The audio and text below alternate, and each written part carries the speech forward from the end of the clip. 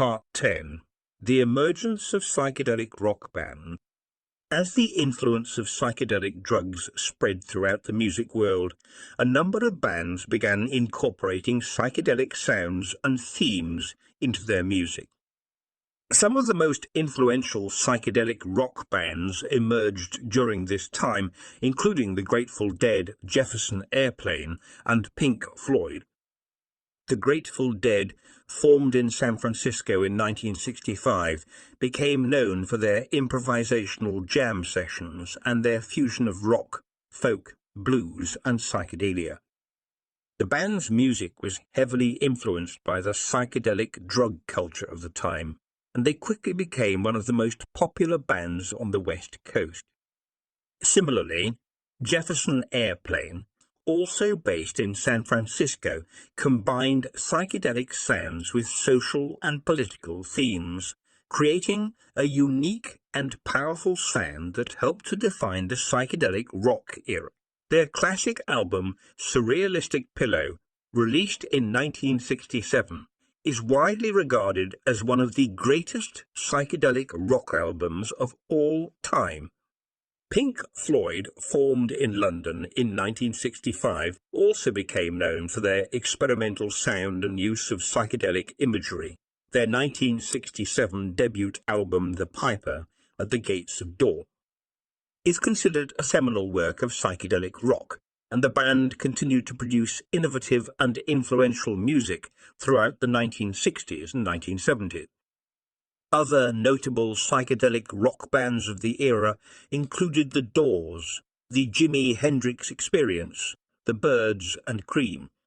Each of these bands contributed to the development of the psychedelic rock genre in their own unique way, creating a diverse and vibrant musical landscape that continues to inspire musicians and fans to this day.